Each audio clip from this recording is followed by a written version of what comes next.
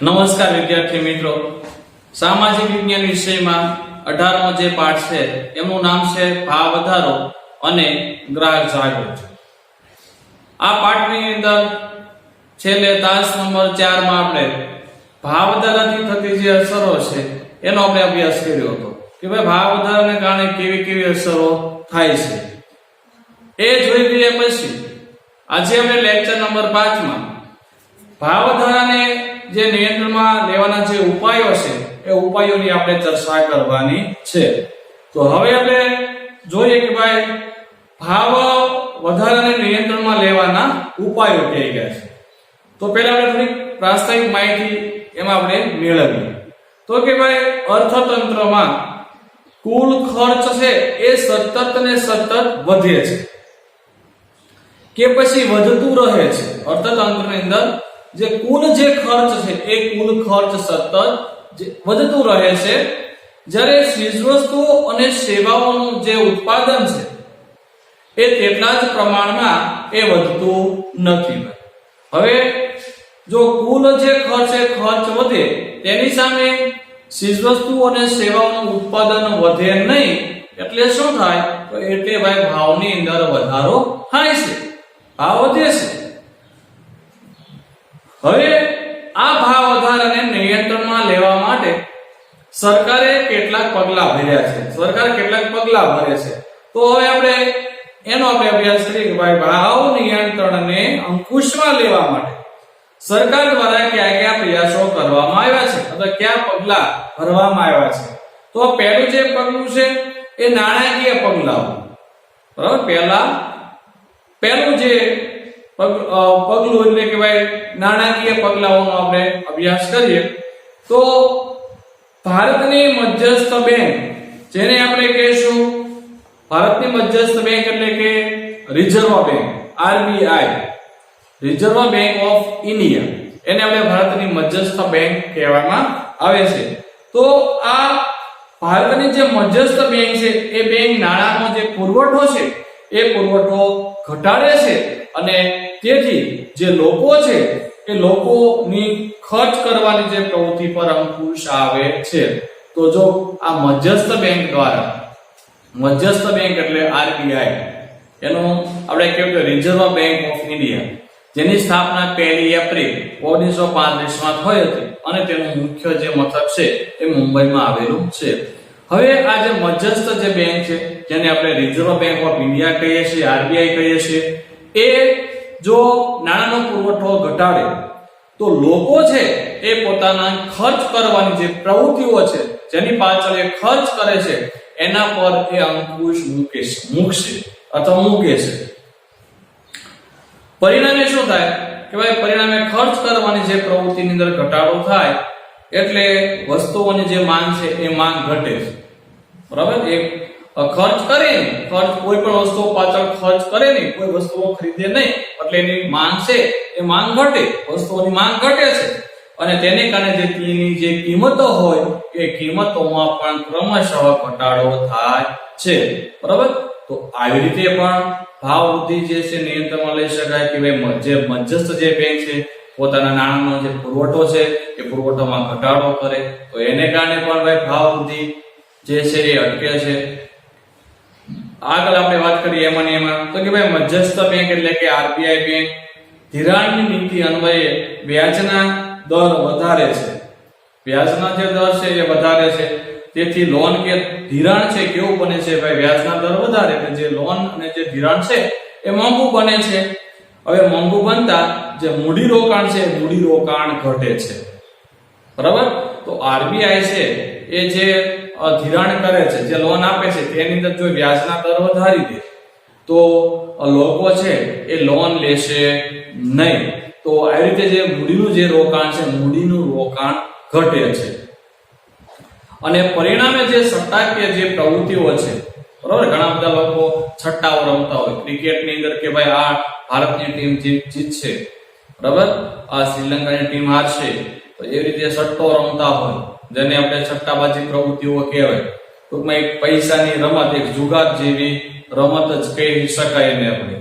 તો આ સટ્ટાકીય જે પ્રવૃત્તિઓ છે એ પ્રવૃત્તિઓ અટકે છે અને છટાકીય પ્રવૃત્તિઓ અટકતા સંગ્રહખોરી અને કાળા બજાર જે પ્રવૃત્તિઓ છે એ પ્રવૃત્તિઓ પણ ઓછી થાય છે. તો ક્યારે છટાકીય પ્રવૃત્તિઓ અટકે છે કે જ્યારે જે મધ્યસ્થ બેંક છે, મધ્યસ્થ બેંક જે લોન અને જે ધિરાણ કરે છે તેના દરમાં જ્યારે વધારો કરે છે ત્યારે, બરાબર, ત્યારે આ છટાકીય જે પ્રવૃત્તિ છે અટકે છે અને એને કારણે સંગ્રહખોરી અને કાળા બજાર જેવી જે પ્રવૃત્તિઓ છે એ પ્રવૃત્તિઓ ઓછી થાય છે અને તેમજ નફાખોરી છે એ અંકુશિત બને છે. હવે આપણે વાત કરીએ આગળ કે ભાઈ વ્યાપારી બેંકો પણ ધિરાણ દર વધારતા ધિરાણનું જે પ્રમાણ છે ઘટે છે. જે વ્યાપારી બેંકો છે, બરાબર, તો વ્યાપારી બેંકો પણ ધિરાણનો જે દર છે દર શું કરશે ભાઈ? દરનો વધારશે. જે દર એટલે ટૂંકમાં વ્યાજનો એક દર. વ્યાજ જે બેંક છે એ બેંકો અમુક લોકોને ધિરાણ કરે છે, પૈસા આપે છે, એના પર અમુક વ્યાજ દે છે, એને આપણે ધિરાણ, એને આપણે દર કહેવાય. તો વ્યાપારી જે બેંકો છે એ વ્યાપારી બેંકો પણ આ ધિરાણ પરનો જે દર છે એ દર વધારશે અને એને કારણે ધિરાણનું જે પ્રમાણ છે એ ધિરાણનું પ્રમાણ ઘટે છે. એટલે લોકો છે એ બેંકની અંદર પૈસા ઓછા લેવા જાય. શા માટે? કારણ કે બેંક છે એ ધિરાણ પરનો જે દર છે એ દર વધારે લોકો છે વ્યાજનો દર વધારી દે એટલે લોકો છે એ આવી બેંકો પાસેથી પૈસા લેવા માટે જતા નથી. એટલે ધિરાણનું જે પ્રમાણ છે એ પ્રમાણ ઘટે છે. બેંક ધિરાણ કરે છે પણ લોકો છે એ લેતા નથી, બરાબર છે. એને કારણે તો કે એને વ્યાજ છે ઊંચું ભરવું પડે છે, વ્યાજનો દર વધારી દે એટલે લોકો છે એ ભાઈ બેંક પાસેથી પૈસા લેતા નથી. વ્યાજનો જે દર છે, વ્યાજનો દર વધતા છટાખોરીમાંથી વધારાનું જે નાણું છે એ બચત સ્વરૂપે પાછું વળે છે. તો આ જે વ્યાજ દર છે, વ્યાજ દર વધે, બરાબર, ધિરાણ પરનો જે વ્યાજ દર છે એ વ્યાજ દર વધે. એને કારણે જે ખાસ કરીને છટાખોરીથી વધારાનું જે નાણું છે એ નાણાંની બચત થાય છે અને એ નાણું છે એ બેંકની અંદર પાછું આવે છે. તેથી મૂડીનું જે સર્જન છે એ સર્જનનો જે દર છે વધે છે. નવા ધંધા રોજગારીના જે ક્ષેત્રો છે એ ક્ષેત્રો ખુલે છે. રિઝર્વ બેંક જે છે એ સરકારી જામીનગીરીઓના વેચાણ દ્વારા નાણાંના પ્રોત્સાહનને અંકુશમાં રાખી શકે છે. તો કે ભાઈ રિઝર્વ બેંક છે સરકારી જામીનગીરી એટલે કે ભાઈ વેચાણ માટેનો એક દસ્તાવેજ છે. સરકાર જામીનગીરી એટલે એક વેચાણ માટેનો દસ્તાવેજ જે વેચવાથી એની આપણને કિંમત મળે. તો રિઝર્વ જે બેંક છે એ આવી જે સરકારી જે જામીનગીરીઓ છે, જે એક મેં તમને વાત કરી વેચાણ માટેનો દસ્તાવેજ કહેશું આપણે એને. તો આ વેચાણ માટેનો જે દસ્તાવેજ છે તો એનું વેચાણ કરશે અને એના દ્વારા નાણાંના પ્રવાહને એ અંકુશમાં રાખી શકે છે.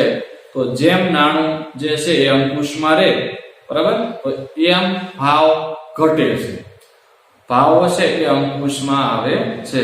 જેમ જેમ લોકોના હાથમાં પૈસા વધારે એમ એ ચીજ વસ્તુઓ ખરીદવાનો પ્રયત્ન કરે, તેની સામે જે ચીજ વસ્તુઓનો જે પુરવઠો છે એ ઓછો હોય એટલે ભાવ વધે છે. પણ જેમ લોકોના હાથમાં પૈસા ઓછા હોય એમ એ ચીજ વસ્તુઓ પણ ઓછી માત્રામાં ખરીદે છે અને એને કારણે ભાવ છે એ અંકુશમાં આવી શકે છે. તો આવી રીતે આ રાજકીય જે નાણાકીય જે પગલાઓ છે, નાણાકીય પગલાઓ દ્વારા પણ ભાવ વૃદ્ધિ છે એ અંકુશમાં આવી શકે છે. તો નાણાકીય પગલાઓ દ્વારા કેવી રીતે ભાવ અંકુશમાં આવે તેનો આપણે અભ્યાસ કર્યો. ખાસ કરીને આ મધ્યસ્થ બેંક દ્વારા જો નાણાંનો પુરવઠો ઘટાડવામાં આવે તો ભાવનું જે પ્રમાણ છે એ ઘટે છે. હવે આપણે વાત કરીએ કે ભાઈ રાજકોષીય પગલા. બીજું જે છે એ નિયંત્રણમાં લેવા માટેનું બીજું પગલું હોય તો એ રાજકોષીય પગલું અથવા રાજકોષીય પગલાની આપણે વાત કરીએ તો ભાઈ રાજકોષીય નીતિ એટલે શું હોય?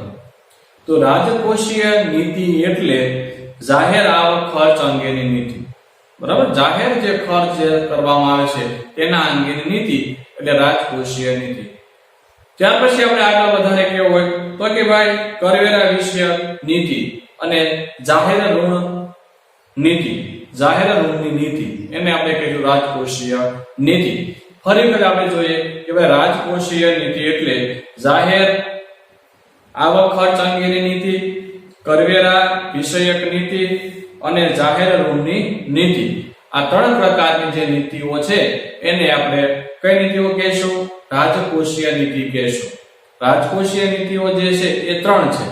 કઈ કઈ છે? કે ભાઈ જાહેર આવક ખર્ચ અંગેની નીતિ, ત્યાર પછી કરવેરા વિષયક અને જાહેર ઋણની નીતિ.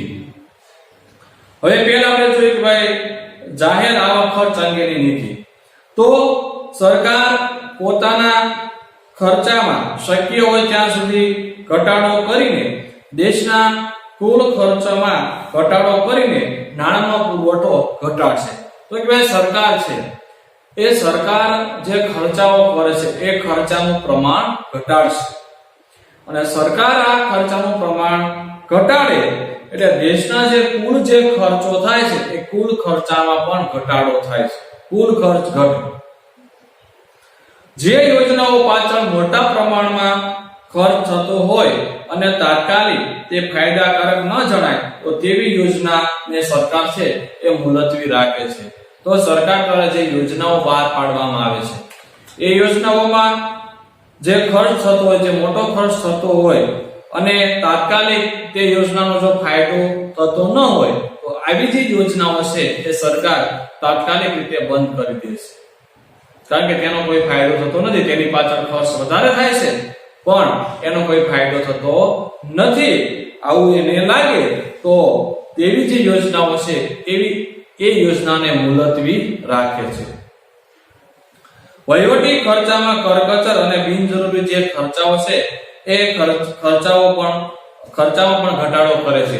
તો આ જે સરકાર છે એ ખાસ કરીને જે વહીવટી ખર્ચાઓ છે, વહીવટી ખર્ચામાં પણ કરકસર, જ્યાં જરૂર હોય ત્યાં જ તેનો ઉપયોગ કરવો. તો આવા જે વહીવટી જે ખર્ચાઓ છે, વહીવટી ખર્ચામાં પણ કરકસર અને બિનજરૂરી જે ખર્ચા છે એ ખર્ચામાં પણ ઘટાડો કરે છે. એટલે સરકાર જો આવા ખર્ચામાં ઘટાડો કરે તો પણ ભાવ વૃદ્ધિ છે એ અંકુશમાં આવી શકે છે. તો સરકાર જે કઈ જાહેર ખર્ચાઓ કરે છે એ ખર્ચાઓ પર જો અંકુશ રાખશે તો પણ જે ભાવ છે એ અંકુશમાં આવી શકે છે. ત્યાર પછી આપણે જે કરવેરા વિશે જે નીતિ છે તેનો આપણે વાત કરીએ તો કે ભાઈ કરવેરાની નીતિ અન્વયે સરકાર ભાવો વધે ત્યારે લોકો પાસેના ખર્ચવા પાત્ર રકમનો જે પુરવઠો ઘટે તે હેતુસર ચાલુ જે કરવેરા હોય એ કરવેરામાં વધારો કરે છે. તો કે ભાઈ કરવેરાની નીતિ, કરવેરો. તો કરવેરાની નીતિ અન્વયે જે સરકાર છે એ સરકાર ભાવો વધે ત્યારે, બરાબર, કોઈ પણ જે ચીજ વસ્તુઓ છે એના ભાવો વધે ત્યારે લોકો પાસેના જે ખર્ચવા પાત્ર જે રકમ છે એ રકમનો પુરવઠો ઘટે. તે હેતુસર જે ચાલુ કરવેરા હોય એ કરવેરાની અંદર સરકાર છે વધારો કરે છે. ટૂંકમાં કોઈ પણ જે ચીજ વસ્તુઓ હોય એ કોઈ પણ ચીજ વસ્તુઓનો ભાવ વધે ત્યારે લોકો પાસે જે ખર્ચવા માટે જે નાણાં હોય એ નાણાં પર એ કરવેરો નાખે. ચાલુ જે કરવેરો હોય એની અંદર એ થોડો વધારો કરી દેશે, બરાબર, જેને કારણે લોકો પાસે જે નાણું છે, જે પૈસો છે એ ઘટે છે.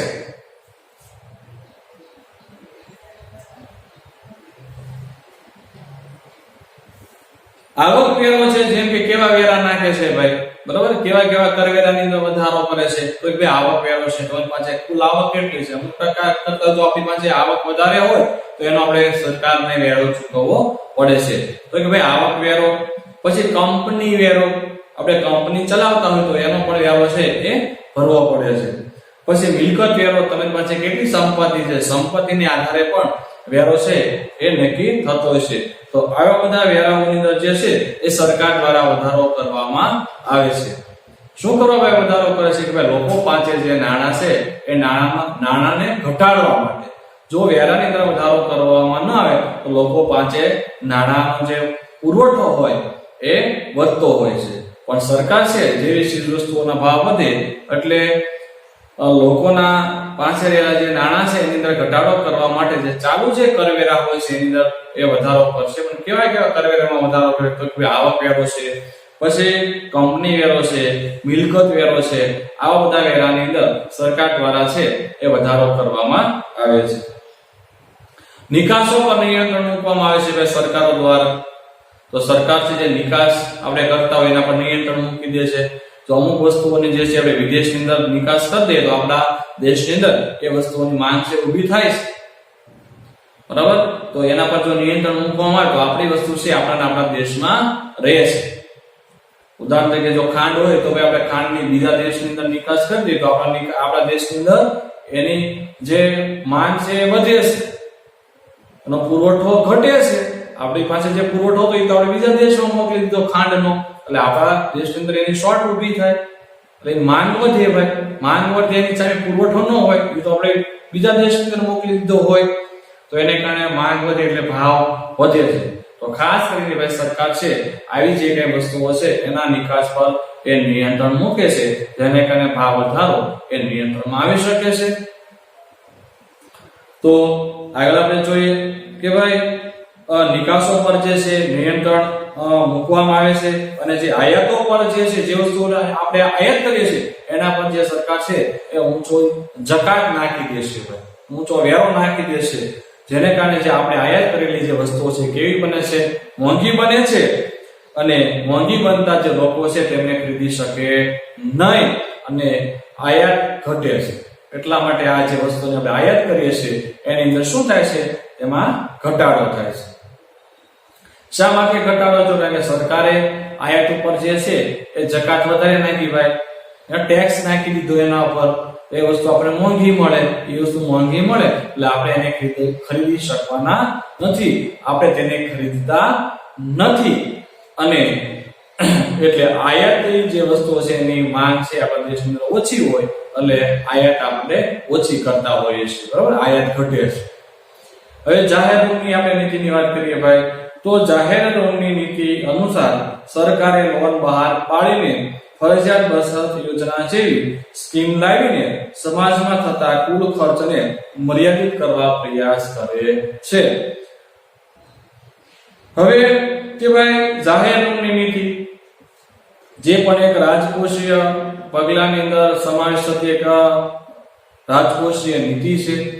તો જાહેર ઋણની નીતિ, તો જાહેર ઋણની નીતિ અનુસાર આપણે વાત કરીએ તો ભાઈ સરકારે લોન બહાર પાડી કે પછી ફરજિયાત બચત યોજના કે ભાઈ ફરજિયાત દરેક લોકોએ ફરજિયાત બચત કરી, બરાબર. ફરજિયાત બચત યોજના, આવી કોઈ યોજના છે, આવી કોઈ સ્કીમ છે, એ સ્કીમ લાવશે. કોણ લાવશે? તો ભાઈ સરકાર લાવશે.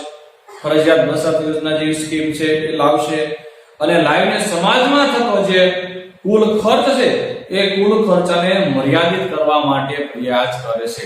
તો સરકાર છે એ સ્કીમ લાવશે ભાઈ. બધાએ ફરજિયાત બચત ખાતું બધાએ હોવું જોઈએ. તો બચત ખાતું ખોલાવવું બેંકની, તો દરેક લોકો છે બેંકની અંદર પોતાના ખાતામાં બચત કરશે, એટલે શું થશે ભાઈ, જેને કારણે જે કુલ ખર્ચ છે એ કુલ ખર્ચ મર્યાદિત થાય છે.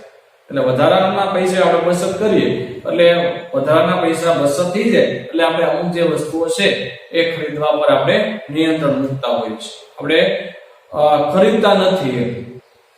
તો સરકાર જે છે એ સરકાર આ ઋણ નીતિ જે છે ઋણ નીતિ દ્વારા લોન છે બહાર પાડીને કે પછી ફરજિયાત બચત યોજના જેવી જે સ્કીમ છે એ સ્કીમ લાવીને સમાજમાંથી જે કુલ ખર્ચને મર્યાદિત કરવા માટે પ્રયાસ કરે છે. બચતોને પ્રોત્સાહન આપવા, એ જે બચતો છે બચતોને પ્રોત્સાહન આપવા વિવિધ પ્રોત્સાહકીય પગલાં છે એ સરકાર દ્વારા ભરવામાં આવે છે. જો તમે બચત કરશો તો સરકાર તેની સામે તમારા ખાતામાં અમુક ટકા પૈસા નાખે એમ. આવી રીતે આવી યોજનાઓ દ્વારા લોકોને છે એ પ્રોત્સાહિત કરવા માટે એ પગલાં ભરે છે. જાહેર કરજોનું પ્રમાણ ઘટાડે છે. જે કંઈ કરજ હોય, જે લેણું હોય એનું જે પ્રમાણ છે પ્રમાણ ઘટાડે. જાહેર કરજો એટલે કે કોઈ જે સરકારી જે લેણું હોય, બરાબર, એનું જે પ્રમાણ છે એ આ સરકાર દ્વારા ઘટાડવામાં આવે છે. સરકારી સબસિડી રૂપી સહાયમાં ઘટાડો કરે, તો જે સરકાર છે જે આપણે સબસિડી જે સહાય આપતા હોય એ સહાયમાં પણ ઘટાડો કરે. ઉદાહરણ તરીકે આપણે જે પંપ છે બરાબર છે, પંપને ખરીદવો હોય, દવા છાંટવામાં જે ખેડૂત હોય એ ખેડૂતને સરકાર સબસિડી દ્વારા આવા જે પંપ છે દવાનો છંટકાવ કરવા માટેના એ પંપ એને આપવામાં આવે છે. પણ સબસિડી દ્વારા તેને ઓછા ભાવમાં મળે છે. બજારની અંદર એ પંપ આપણે ખરીદવા જઈએ તો એની કિંમત આપણે વધારે ચૂકવવી પડે, પણ જો સબસિડી દ્વારા એ જો આપણે પંપ આપવામાં આવે તો એનો જે કિંમત છે એ આપણે ઓછી ચૂકવવી પડે છે. પણ સરકાર શું કરશે તો કે સરકાર આ સબસિડીનો જે દર છે એની અંદર વધારો કરે છે, બરાબર, જેને કારણે આપણી પાસે રહેલા જે નાણાં છે એ ખર્ચાઈ જાય છે. જો આપણી પાસે નાણાં વધારે હશે તો આપણે કોઈને કોઈ અન્ય ચીજ વસ્તુઓ આપણે ખરીદવાનો પ્રયત્ન કરશું અને એને કારણે ભાવની અંદર શું થશે, એ વસ્તુના ભાવ વધતા હોય છે. તો સરકારી સબસિડી રૂપી સહાયમાં સરકાર દ્વારા ઘટાડો કરવામાં આવે છે. ત્યાર પછી પ્રત્યક્ષ કરવેરાનું જે પ્રમાણ છે એ પ્રમાણ અને એનો જે વ્યાપ છે એ વ્યાપ સરકાર દ્વારા વધારવામાં આવે છે. શ્રીમંત વર્ગની જે વપરાશી જે કઈ ચીજ વસ્તુઓ છે, ખાસ કરીને જે મોજ શોખની જે કઈ વસ્તુઓ છે, પહેરવા માટેના બૂટ છે, પહેરવા માટેના જે કઈ ચશ્મા છે, એવા જે કઈ સ્પ્રે છે, જે આપણી મોજ શોખની વસ્તુઓ કહેવાય છે. તો આ મોજ શોખની જે વસ્તુઓ છે એના પર સરકાર છે ઊંચો જે કર છે એ કર નાખે છે. શા માટે કે જેથી તેનું ઉત્પાદન ઘટે, બરાબર. જો એના પર આવી મોજ શોખની જે કઈ ચીજ વસ્તુઓ છે એના પર જો સરકાર દ્વારા કર નાખવામાં આવે તો લોકો છે એને ખરીદવાનો ઓછો પ્રયત્ન કરશે, એટલે એની માંગ છે માંગ ઘટે છે. માંગ ઘટે એટલે એવી જે કઈ વસ્તુઓ હોય, જે મોજ શોખની જે કઈ વસ્તુઓ છે એની માંગ ઘટે એટલે એનો જે ભાવ છે એ ભાવ પણ ઘટે છે. આમ આ પગલાઓ થકી હાથમાં આવકનું જે પ્રમાણ છે એ પ્રમાણ ઘટશે અને તેવી રીતે વસ્તુની જે માંગ છે એ માંગ ઘટશે, જે અંતે ભાવ ઘટાડાની અંદર પરિણમશે. તો આવી રીતે જે છે એ ભાવની અંદર નિયંત્રણ જે છે સરકાર દ્વારા લાવવામાં આવે છે. ત્યાર પછી આપણે આગળ વાત કરીએ તો કે ભાઈ મૂડી રોકાણ પર અંકુશ, બરાબર. તો સરકાર દ્વારા જે મૂડીનું જે રોકાણ છે એના પર કેવી રીતે અંકુશ મૂકે છે, કઈ રીતે મૂકે છે, તો તે આપણે એક મુદ્દો જોઈ લઈએ કે ભાઈ ભાવ વધારાને નિયંત્રણમાં લેવા માટે સરકાર દ્વારા કરવામાં આવેલા પ્રયાસો અથવા તો પગલાઓ. તો ત્યાર પછીનું આપણે પગલાઓની વાત કરીએ તો કે ભાઈ મૂડી રોકાણ પર અંકુશ. તો બિનજરૂરી અને શ્રીમંત વર્ગની, જેમ આપણે હમણે વાત કરી એમ, બરાબર, જેની જરૂર નથી એવી એને આપણે કહીશું બિનજરૂરી. અને શ્રીમંત વર્ગની, શ્રીમંત એટલે કે જે પૈસા ટકે સુખી હોય એવા લોકોને, એવા વર્ગને આપણે શ્રીમંત વર્ગ કહીએ છીએ. તો બિનજરૂરી અને શ્રીમંત વર્ગની જે મોજ શોખની જે વસ્તુઓ પાછળ મૂડી રોકાણ ઘટે તે માટે સરકાર લાયસન્સ કે પરવાના પદ્ધતિ અમલમાં મૂકે છે. હવે ખાસ કરીને જે બિનજરૂરી વસ્તુઓ છે, બરાબર, કે પછી જે કઈ મોસમની જે વસ્તુઓ છે એની પાછળ જે મૂડીનું રોકાણ છે ઘટે, મૂડીનું રોકાણ ઓછું થાય એટલા માટે સરકાર લાયસન્સ કે પરવાના જે પદ્ધતિ છે એ અમલમાં મૂકે છે. એટલે કે લાયસન્સ કે આવી અમુક વસ્તુઓ છે ખરીદવા માટે તમારી પાસે લાયસન્સ હોવું જોઈએ, અને લાયસન્સ કઢાવવા માટે કે પરવાના પદ્ધતિ મેળવવા માટે વિદ્યાર્થી મિત્રો અમુક એના જે પૈસા છે, જે નાણાં છે એ આપણે ચૂકવવા પડે છે. તો ઘણા બધા લોકો છે આવું લાયસન્સ કે પરવાના પદ્ધતિ માટે એ નાણાં ચૂકવે નહીં. એટલે કે જે પૈસાદાર લોકો છે એ ટૂંકમાં આ લાયસન્સ કે પરવાના પદ્ધતિ જે છે એનો એ અમલ કરવા માટે સરકારે નાણાં ચૂકવશે. એટલે આવા લોકોના જે પૈસાઓ છે, જે નાણાંઓ છે એ ખર્ચાઈ જાય છે એમ. તો ખાસ કરીને જે બિનજરૂરી અને શ્રીમંત વર્ગની મોજ શોખની જે કઈ વસ્તુઓ છે એ વસ્તુઓ પાછળ મૂડી રોકાણ ઘટે એટલા માટે સરકાર છે એ લાયસન્સ કે પરવાના પદ્ધતિ નો જે અમલ છે એ આવી બધી પદ્ધતિઓ અમલમાં મૂકે છે. અને કૃષિ અને ઉદ્યોગોના જે ઉત્પાદનો વધે એવા મૂડી રોકાણને સરકાર દ્વારા જે છે એ ઉત્તેજન આપવામાં આવે છે. તો ખાસ કરીને કૃષિ, બરાબર. તો કૃષિ અને ઉદ્યોગોના જે ઉત્પાદન છે એના ઉત્પાદનમાં વધારો થાય તો એવું જે મૂડી રોકાણ છે એવા મૂડી રોકાણને સરકાર દ્વારા ઉત્તેજન આપવામાં આવે છે. તો મૂડી રોકાણ પર જો અંકુશ મૂકવામાં આવે, બરાબર, કેવી રીતે મૂકવામાં આવે છે કે ભાઈ લાયસન્સ અને પરવાના પદ્ધતિ દ્વારા જો મૂડી રોકાણ પર જો જે છે એ અંકુશ મૂકવામાં આવે તો પણ ભાવ વધારો છે એને આપણે નિયંત્રણમાં લઈ શકીએ છીએ. તો આજે ભાવ વધારાના જે કાંઈ ઉપાયો છે, ભાવ વૃદ્ધિને નિયંત્રણમાં લેવા માટેના જે ઉપાયો છે એ ઉપાયોમાં આપણે 3 ઉપાયોનો આપણે અભ્યાસ કર્યો. કે કયા 3 ઉપાયોની વાત કરીએ કે ભાઈ નાણાકીય પગલાઓ છે, ત્યાર પછી રાજકોષીય પગલાઓ છે અને મૂડી રોકાણ પર અંકુશ.